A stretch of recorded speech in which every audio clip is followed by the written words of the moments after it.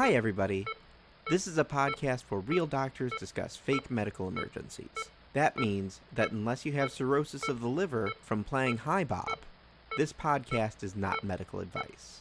If you need medical advice or medical care, please contact your doctor. Or is it psoriasis of the liver? Hi, everybody. I'm Jackson Bain. I'm Johnny Kolosinski. You might remember me from, actually, I'm not going to make a bad joke this time. That's my Christmas present to you, the listeners. Damn it. This is Hi Everybody, a Bad Medicine podcast. Every week we talk about what Hollywood gets right and wrong about medicine and how the body works. You can find this podcast online on Facebook, Instagram, and Twitter at Hi Everybody MD or at www.hieverybodymd.com. You can also call us, leave us a message, let us know how we're doing at 530-DOCTORB. That's 530-DOCTORB. The B stands for Bob Newhart, I guess. I mean, that's probably the easiest one I can do. Yeah. We are going to be discussing Season 4, Episode 15 of the Bob Newhart Show. Bob has to have his tonsils out, so he spends Christmas Eve in the hospital. That is not the synopsis. That is straight up the title of this episode. Yeah. And in the episode, Bob has to have his tonsils out, so he spends Christmas Eve in the hospital. Bob has to have his tonsils out, so he spends Christmas Eve in the hospital. Jackson. Yes? Dr. Jackson Vane, why did you pick this episode for our Christmas week episode of Hohohocember? I mean, it sums up everything pretty well, right? Like, he's a doctor, like a therapist. He has to spend Christmas Eve in the hospital, kind of like me. Who will also be spending Christmas Eve in the hospital. Bob Newhart Show is one of those shows that I've really wanted to watch for a while, mainly because my old neighbor in Albuquerque was Howard, played by Bill Daly. Super nice guy, and the reason how I knew who he was in the parking lot, there was one car whose license plate said, "Hi, Bob." I'm like, who's Bob? I wonder if the guy who drives this car's name is Bob. So I will see this guy walking out, and he introduces himself as, "Oh, my name's Bill Daly. I was on the Bob Newhart Show." "Hi, Bob" was my kind of phrase that I said all the time. I'm like, yeah. But here's the thing. I didn't believe him. I said, "Sure, old man, whatever you say." And then I go back and I look it up. I'm like, oh, crap. It's that guy from I Dream of Jeannie and like all these 1970s game shows and whatnot. And sure enough, it was Bill Daly, who was my like upstairs neighbor in Albuquerque. Yeah. There's also the famous drinking game for the Bob Newhart Show. Yes. Where you drink every time someone says Bob and you chug it every time someone says hi, Bob. Yeah. If you're doing that along with this episode of the podcast, I totally understand because 2020 is garbage. Yeah. You will die. You will die. Merry Christmas, Happy New Year. Please play that game. Do it for Bill. Responsibly. Yeah. Do it for Bill. Super cool guy. I'm glad I got to meet him. Didn't realize how big of a deal he was. But this episode kind of started interestingly. Bob's in the middle of a therapy session with one of his patients who really oversteps his bounds a lot, and we'll kind of touch on that more later. Mm-hmm. But then he starts like coughing and hacking up a lung a lot during the session itself, and he's saying like his throat is scratchy, his sinuses are stuffy, he feels really achy. And honestly, since this is around Christmas time, I thought he had the flu. Mm-hmm. I mean, we're not dealing with 2020 issues right now, so it's definitely not like coronavirus, but right. It's not COVID-75. Yeah. But all that together, that's not what I would have thought of at all. Mm-hmm. I swear, if he was sick and he was sitting that close to me, I wouldn't appreciate it, even before this year. Mm-hmm. Right? Like, you don't want your therapist hacking on you the whole time. It sounds disgusting. Yeah. So this is obviously the oldest episode of television that we've watched and covered with this show. Correct. And the laugh track was the laugh track in the intro title. That was the longest intro number that was like a good solid minute plus. It's a good solid minute of television, and all that's in it is the Bob Newhart Show with Bob Newhart. Here's Bob Newhart walking around Chicago to a funky beat. Yep. And this theme song was written by these people. That is all you learn in a minute of television. Not even the other cast members really either. No. You don't know their names until the end credits. Right. So weird. It was. I mean, it was a kind of fun throwback to see all of that together. But yeah, he then goes outside, complains about how sick he is, and his secretary was telling him what he should do, which is basically what I tell most patients to do if they feel icky and having sore throats, is just rest and getting well hydrated. But then he complained about how he's too achy and sad to drive. And this is kind of touching base to the whole man flu situation where guys are a little wussier about their illness in general. Yeah. He definitely had a little bit of influenza going on. Oh, yeah. He definitely had the touch of the Ebola. Yeah, for sure. And he talked to the dentist, I think, too, and asked him what was wrong with him just to figure it out. Yeah, because the dentist was his, like, office mate. Yeah, and asked him to drive him home because he was too achy to drive. And even the dentist knew in the 70s that if you're going to be in a car with someone sick, to put on a mask. Yeah, it was a joke. I'm going to wear a surgical mask. But yeah, it was actually a good move. Yeah, I mean, if they knew that that was the thing to do in the 70s, why don't we know that that's the thing to do now, 50 years later? Well, that's the crazy part. The show was 50 years ago. That dentist just wasn't woke. He was not woke. He hadn't been red-pilled. He inhaled too much of his own carbon dioxide. No, that's Steve Martin. Oh yeah, carbon dioxide. Nope, never mind. I was going with the Little Shop of Horrors joke and not the anti-maskers joke. Correct. Yes, because that's the reason why you get sick, as you inhale too much carbon dioxide. Not monoxide. If you inhale too much carbon monoxide, you will die. You do get sick. You get dead. Yeah, you get dead real quick. But I think you and I mentioned this before we recorded. The most surprising thing about this whole scene was what Carol, the secretary, mentioned. I believe she specifically said, "I've had my flu shot." No. It was, "I'm going to go get my mask." And then she said, "I'm going to go get my flu shot." Okay. Which, me being dumb doctor, I didn't know the flu vaccine existed in the 70s. I was surprised at that as well. So vaccination against influenza started in the 1930s with large-scale availability in the United States starting in 1945. It is considered one of the WHO's list of essential medicines. So it's been around for forever. Yeah. So Indiana Jones could have conceivably gotten his flu shot before, at least before Last Crusade. Correct. Huh. That is something I did not know, and I learned today. And, I mean, get your flu shot. It's clearly been around for a long time. It's been around as long as probably polio now. I think it's been longer because polio was still a thing that they were dealing with in the 50s. That's true. Yeah. But the fact that the flu vaccine's been around for that long is insane, right? I get it. It's still not a perfect science. We're still trying to predict what is the current strain that will get you sick. And yes, the WHO and flu vaccine companies do get it wrong, but it's still something you should be doing. So that was a cool little fact there. Did not know that was coming. Yeah. Give them points for that. In retrospect, watching this 45, 50 years later, going, they got one right. Yeah. Oh my God. You're right. It is 45 years later. Yes. Isn't that nuts? Yeah. I mean, I know that I'm old, but I feel like this is significantly older than me, and it's not that much, but it is at the same time. Yeah. You can feel the looming reaper breathing down your neck. Backstreet Boys' popularity was closer to the Newhart Show than it was to today. Holy crap. Are you kidding me? No. Okay, now I feel horrible. Now I feel absolutely horrible. But going back to the Bob Newhart Show, he's like sick in bed. They were doing home visits still back then. Really doesn't happen as much now. But the doctor says he has tonsillitis and that the doctor wants to, and I quote, yank him out. Mm-hmm. Yeah. And have we talked about how tonsils are removed before? No, I have my tonsils. I do too. But it's definitely one of those big complications that I'll see in the emergency department all the time are like post-tonsillectomy complications. Okay. So how that's removed, and I'm assuming in the 70s it's done slightly different than it is now. If not, it was the beginning of when it was done. But the original way and most common way back then was they would slide a metal loop around the tonsil, then use a scalpel or something and just kind of cut it or kind of dissect it out, kind of like a snare. So you slide the lasso over the tonsil and then pull it out. And then they attach the other end of that string to the operating room door. And then close the door. Yep. And then it goes flying out of your mouth, which, I mean, it's effective. The big concern is the older you get, the bigger the attachment of the tonsil is to your throat.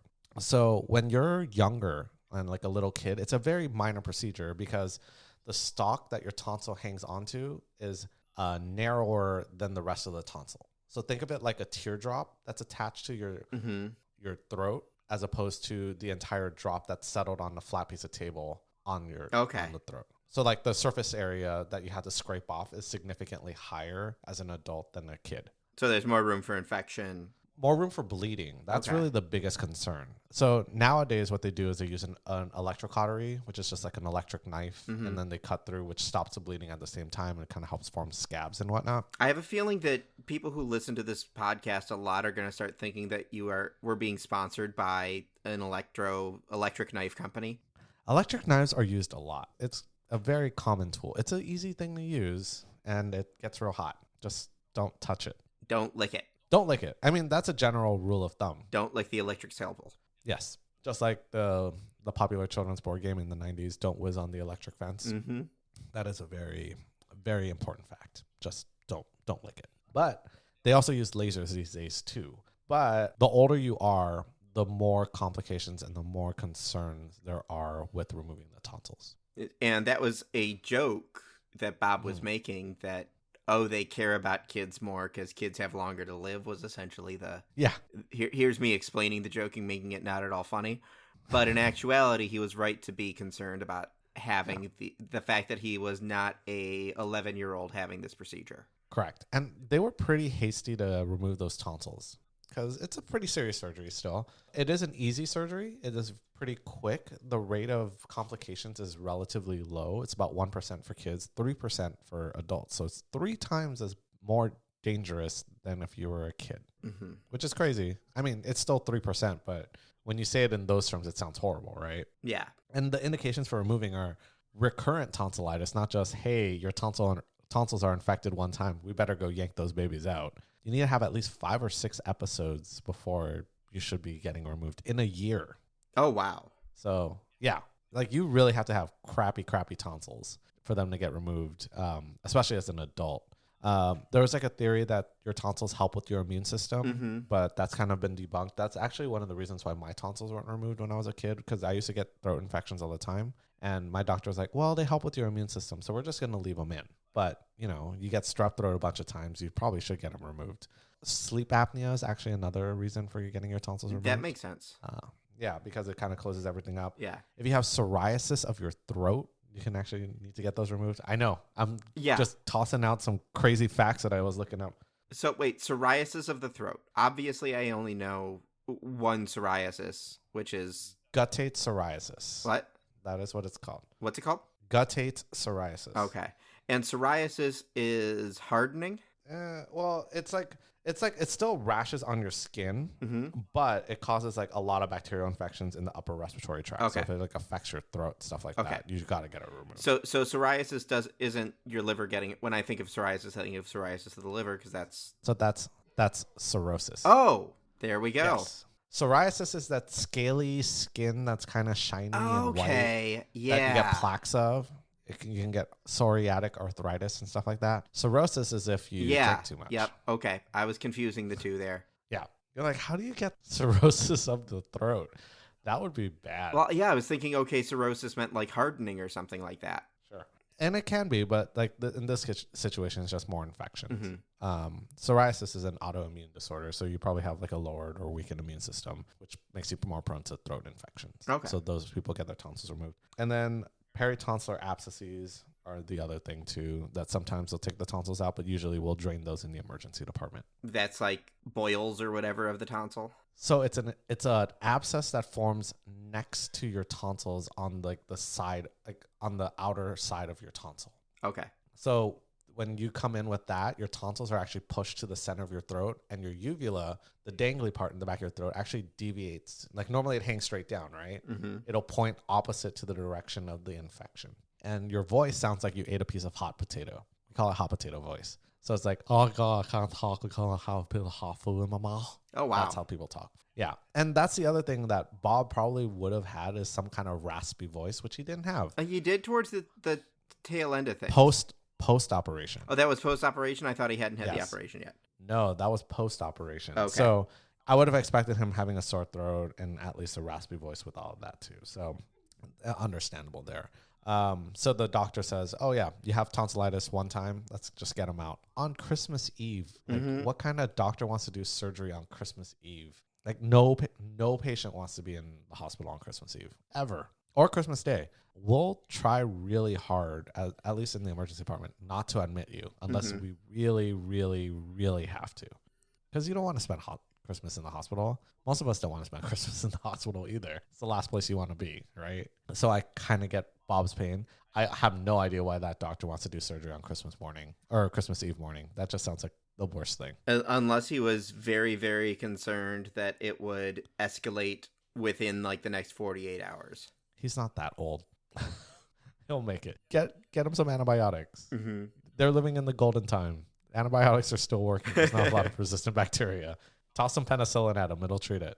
It's actually one of the things that are still sensitive for tonsillitis these days. You can actually give them a shot of penicillin and it'll treat it. Not like amoxicillin, like legitimate OG penicillin.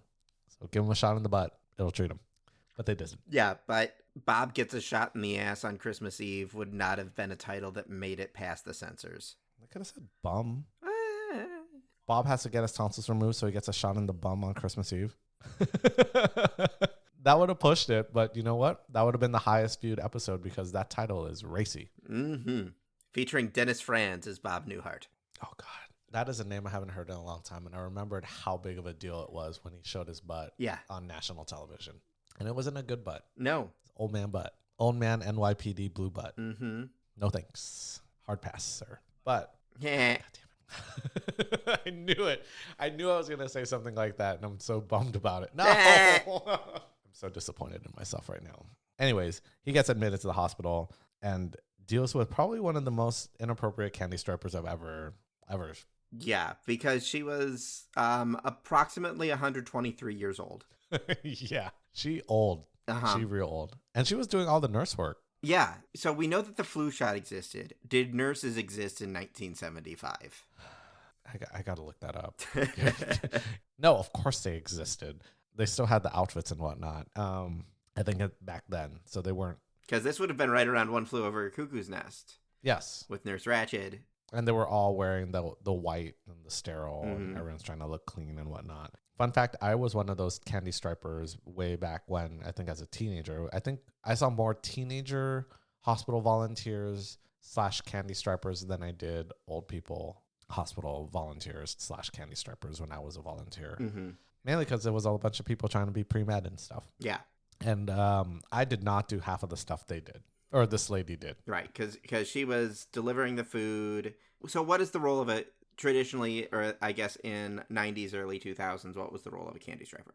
So it was a lot of scut work, so a lot of running. When I volunteered in the hospital, if they put labs that were in the basket that said stat, I had to like grab it and run it to the lab. So I got a lot of steps in.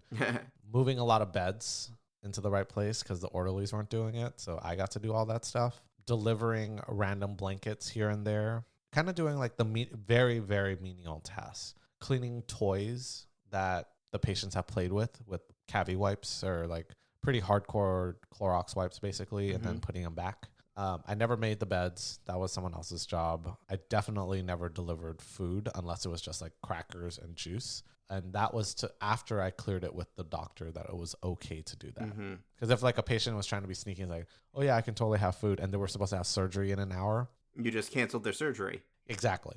So the tasks are very, very like simple. And it's not like, oh, welcome to your room, Mr. or Dr. So-and-so. I'm here to greet you and do all that stuff. Never did any of that stuff. Not allowed to. Yet they still trusted me with very important samples, which was really weird in retrospect.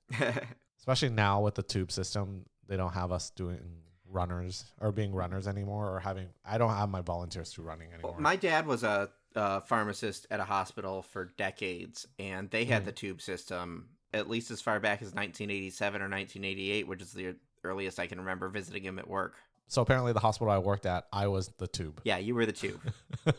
There was a lot of running. I'm not joking when I said I would probably go in a 4-hour volunteering shift at least 16 to 20 times to the lab. So that's every 15 minutes I was running to the lab with new bags of blood, urine, and other samples and throwing it in the stat box. So I don't miss that. Especially now as an attending physician, I definitely don't miss any of that. Having to wait on a runner. Yeah. I just give it to the nurse and tell them to put it in the tube, and then it just disappears. Like money when you were at the bank. Way back when you had to deposit money through the tube system. Yeah, and way back when people actually used cash. I remember cash. Yeah. I still have some somewhere. We had to scrounge around for $5 so we could run to the liquor store and just grab soda and not have to pay you're spending less than $10. Oh, the 50-cent Yeah. BS surcharge thingy. Just buy more. Yeah, that was our other alternative. Can I mention, so like they did the surgery and all that stuff, and then they bring him back in the most chaotic way I've ever seen a patient get delivered back from the operating room. Mm-hmm. Like, I don't remember if you remember that scene clearly like I do. I don't think it caught me quite to the same extent. So, like the orderlies just kind of run him in like super quickly and just... Oh, yeah, and then they like plopped him over onto the other bed. Yeah, they just plop him. They literally just plop him on there. Probably not what you want to do with a post-surgical patient, especially someone who had surgery on their airway, essentially. You don't want to shake that clot free, you know? That's actually the biggest danger is if that clot falls off and they start bleeding a bunch. Mm-hmm. You need to actually go back into the OR and get it recauterized. Yeah. It's you can lose a lot of blood, and where you lose the blood is dangerous because, you know, you can choke on it and die. So that's like the crazy part there. And then he had no IV and he was oddly awake. I would say I noticed that, and I noticed the no IV. Neither of us know like what kind of monitors they would have had in 1975. At least a heart rate kind of situation, especially if you're post-surgical. They want to keep track of that stuff. Because I think One Flew Over the Cuckoo's Nest didn't have heart rate monitors or anything like that. Unless it was right before they shocked him. I'm trying to remember. I haven't seen that movie in a long time. Anyways, they would still probably monitor him a little bit still. But he was so oddly awake. And then usually after a tonsillectomy, the last thing you want is food. Mm-hmm. Water maybe, but you're not going to want food. You're in a lot of pain. So they wouldn't do anything with that. And then they let one of his patients from earlier in the episode come in and basically talk to him and vent to him. Yeah, he just ran it like the patient that he was seeing at the beginning of the episode basically comes in as a visitor and treats it as a session. A free session. Yep. I liked his phrasing. Yeah, I didn't want you sitting here dwelling on your problems, so I thought you could focus on my problems. Which is the worst thing. Yeah, that was possibly my favorite line of the episode. I would have been so livid if I was a doctor, just had surgery, and a patient came in asking me to diagnose why they have a fever. I would lose it. Mm-hmm. And I think I understand why Bob was so cranky. Because he just wanted water, and no one would give him water. And his voice was so hoarse. I felt so bad for him. He was so parched, and no one gave him fluids or anything like that. And I don't think he would have wanted ice cream. I know that's like the old tale, right? Like you got your tonsils out, you get to eat ice cream for a week. Mm-hmm. Most people won't want to have ice cream at all.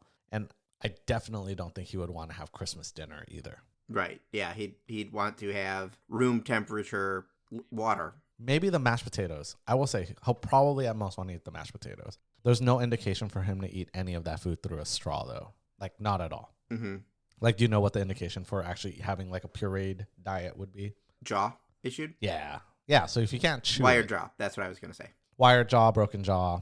Basically, you can't chew. Mm-hmm. That's the only time you really need to have all your food pureed. I think the big thing for him is just avoiding like spicy or... Bob doesn't strike me as a spicy food guy. No. Or crunchy foods or anything like that, because that's going to irritate his throat. But otherwise, he wouldn't need too much. Yeah, I don't see Bob Newhart as a hot Cheeto guy. I don't know. He's pretty hip with the kids these days.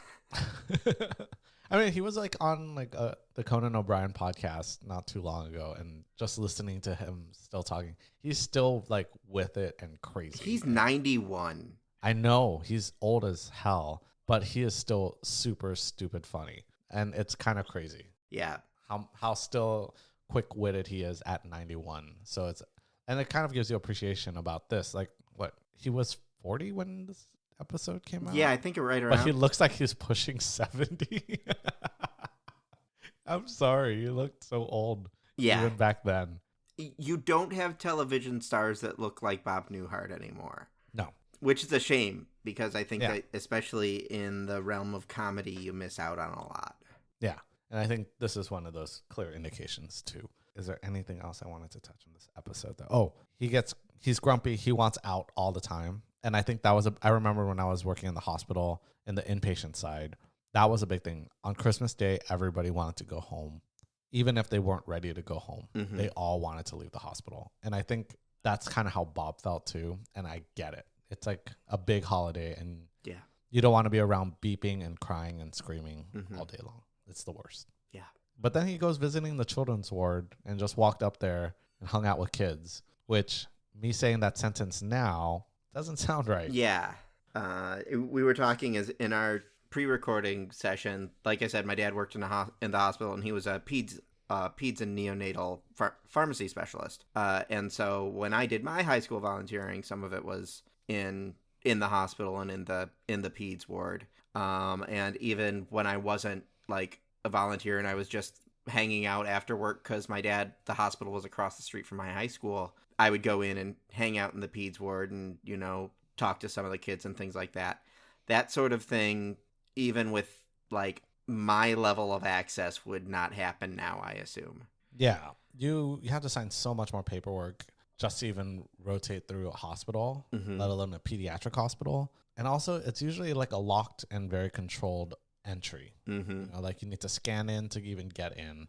They keep track of who goes in and out all the time. And if a kid even crosses an area and they don't know that kid was supposed to cross that area, like out of the unit, alarms go off, like you just shoplifted somebody. They actually had those alarms in the nursery where we would put a bracelet or like an anklet on their leg, a little monitor. And if you take it out past a certain area, it starts alarming. And then loss prevention comes in and... Correct. They roll in on a Segway and then they slap the baby out of the abductor's hands and then return the baby back to the place. But yeah, it's so much harder to freely walk through units that you don't belong to. It's very difficult these days. Which is good. Yeah, it's all for safety reasons now. I remembered in Chicago when people would roam in, sometimes they had a gun and would finish the job. Okay. So, yeah. I mean, clearly this is not in the peds ward. Happened. No. But, Bob Newhart was in Chicago. I don't know what part of Chicago. It could have been the part that I worked in, and that place was nuts. Just saying.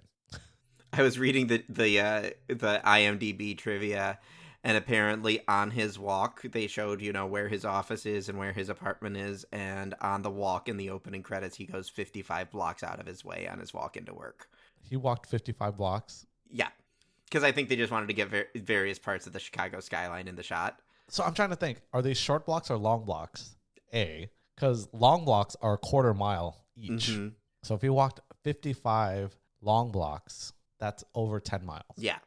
Just because because they wanted to get the different parts of the skyline in the opening credits. Understandable. Yeah. I mean, as a guy who used to live there, he basically walked from the north side all the way down to the south side. Yeah. And he probably got mugged twice. Just saying, Chicago. I miss that place sometimes. Bob spends New Year's Eve in the hospital because he got shot by bad Leroy Brown. Yes. That was the precursor to Coming to America. Yeah. Too. But yeah, I really like this episode. I've been wanting to watch like a full episode of Bob Newhart for a while, and I think this was the perfect one, only because the title was very descriptive and told me, we should probably watch this for Christmas. Yeah. Kudos to this beats out Friends for descriptive titles. Yes, it's the one that blah blah blah blah blah. No, Bob Newhart doesn't mess around. Yep. He wants you to know exactly what is in his show. The title is too long to fit on IMDb. It broke the character limits. You're not going to be able to use that as our entire title for the podcast. No, I mean, I'll have to figure something out. Shoot, we're going to have to break this into 3 episodes just so I can get the whole title. I think you might have to, because there's no way you can fit this all into one thing. I'm sure you'll figure something out. So, spoiler, if you're listening to this episode, the title doesn't match what we're talking about. Yeah, and not because of a typo on my end for once. There's been so many. So many typos. They're preserved forever now. It's some of them. How it is. Yes. Yeah. How many times did I misspell worms of enrearment? I still can't get it right. Worms of enrearment. Yes. You done goofed, Aaron. You done goofed. All right. Yeah. Anything else we want to talk about on the Bob Newhart front? Tonsillectomy's hurt. They hurt a lot more than you think. Think of it like, when you ride your bike and you fall off and you scrape your knee. Now imagine that inside of your mouth. Okay. That is probably the best description of the procedure itself and how much potential bleeding you can have, especially if you have a really big scrape. So it's a quick procedure, but it's a serious procedure. I think that's the thing people need to realize. It's not super easy like going in and just getting a little snippy snip. Yeah. Also, your breath smells horrible after tonsillectomies. Because of blood? Super bad. Like because you've got a bunch of clots hanging out in the back of your throat? Yeah. Not just clots. Wet clots. Yeah. So that makes everything so much worse. So when patients come in with post-TNA bleeds or post-tonsillectomy bleeds, and I look in there and I go, gotta hold my breath. Even with the mask, it still permeates through, and you're really looking hard because you're trying to see if there's oozing of blood or drops of blood anywhere. So it's not a quick and then you're done after a second. It's like a good 5 or 10 seconds of really, really sleuthing around in the back of the throat, trying to make sure there's no bleeds. I know. I can see. See, here's the thing, audience. I can see Johnny's face. You can't. He looks very upset that I just said sleuthing around. Yeah. Yeah. He looks real upset that I was explaining how one would look in the throat looking for a bleed. I mean, yeah. Sleuthing around is. Yeah. I guess with that, the human centipede bills itself as 100% medically accurate. Talking about gross stuff. If that's the case, how medically accurate is the Bob Newhart Show, season 4, episode 15? Bob has to have his tonsils out, so he spends Christmas Eve in the hospital. Okay, we already know it's going to be more accurate than human centipede. The question is by how much. I don't know what the criteria were in the 70s on when to remove a tonsil, or tonsils, I should say. But removing them that quickly at a drop of a hat on a major holiday and able to get like booking a room and all that, or OR time and all that stuff, that just logistically is impossible in general. So that kind of loses some points there. The general pain, his pain, and like how they treat him, that could be a reflection of how bad that hospital could be, especially because there's no nurses in that hospital. So that's a little weird. I mean, I would expect to see at least one nurse and also his doctor who admitted him in the first place. I don't think he ever showed up in the hospital. I don't know that he did. I don't think he did. So that's kind of odd to have the surgery and no one ever checks in on him to make sure he's fine, especially the guy who, as he so eloquently put it, yanked out those tonsils. So all that together, I probably would say 125, sorry. 125? Yeah. I think it's fair. I mean, it's a comedy in general. It is the 70s, so I was not even alive at that time about how medicine was at that time. But there's certain things you can still apply to like current day that doesn't fit and doesn't make sense. So I think it loses some credit there. Okay. But yeah. Also, no one gave him pain medicine. That poor bastard was in so much pain after his throat got scraped. Yeah. He just wanted water, but no one gave him anything else. And usually if you have like a fresh kind of operation, especially in the back of your throat and you're oozing blood, you don't want to do like room temperature water. You want to do ice cold water. You being the patient or you being the doctor? The patient. Okay. You know why? You know why you would want ice cold water for like numbing? Let's say you're oozing blood. No. So your blood vessels constrict when you have something cold. Okay. Right? So if everything constricts, you can't really have a lot of blood flow going on. So it'll constrict those blood vessels so you don't bleed anymore. Okay. So if you have so we'll actually have patients that have some like oozing of blood after surgery in their throat, and we'll give them ice cold water to gargle to see if that stops the bleeding. And we'll make them gargle and spit repeatedly for like 5 minutes and see if that helps. Okay. And it actually does. Yeah. So that's one of the things we'll do. Huh. So I would feel like he would want something cold because A, yes, it would numb. But B, if he had that sensation that something's oozing in his throat, that will kind of stop that at the same time. And it'll feel nicer too. It's the ice cream effect. Yeah. Basically. And that's kind of the opposite of what I would have thought, because I would have thought, you're going to have, yes, ice feels good on an injury, but not directly on it. If you put the ice packs directly on your skin, it's uncomfortable. And if you wrap them so that it can radiate more. Yeah, but if you do it a bunch of times, eventually, like you kind of mentioned, it does get numb, but also you'll manage those post-operative issues. Interesting. So yeah, one final fact as we're closing. Yeah. Anything you want to say about what you would do to improve it? Or is it it's 25 years before any of your medical knowledge? Just get a doctor to come in and explain like how have doctors bad of and a nurses. Yeah, or you could have made it really funny just having the doctor come back like, you were so whiny before the operating happened and it wasn't that bad, blah blah blah. Mm-hmm. Just making fun of Bob for a good 5 minutes instead of that one scene where they just cut to Howard's place and decorating the tree and all that stuff. They could have easily had the doctor come in and just rag on Bob Newhart, which is just standard Bob Newhart show. Apparently, is just people just putting him down constantly. Just have the doctor and the nurses come in and just tease him and make him feel bad about himself. That would have worked really well. Oh. And that would have made it more accurate because I don't think I've ever seen a doctor do a procedure and not check in on the patient afterward. That's poor form in general. I mean, that might have happened to me once. I was like, that's kind of why I hesitated halfway through the sentence. I'm like, wait a minute. This happened to me before. Where the doctor did stuff and didn't check in on me and tell me what was going on at all. And I did not appreciate that. And I was like 20 something years ago. So might have been the same doctor. It could have been. He did not take out my tonsils down. That was a totally different procedure, which we'll probably touch on at some point. All right. Yep. Okay. Well, thank you, Jackson, for sharing this pre-Christmas, you going working Christmas Eve and Christmas Day and Christmas and Boxing Day. Yes. I can't wait to see all the boxing injuries. Yeah. Merry Christmas to those who celebrate. Merry long weekend to those who do not. And we will be back next week with our New Year's Evil episode. Yeah. All right. Bye, folks. Bye, everybody.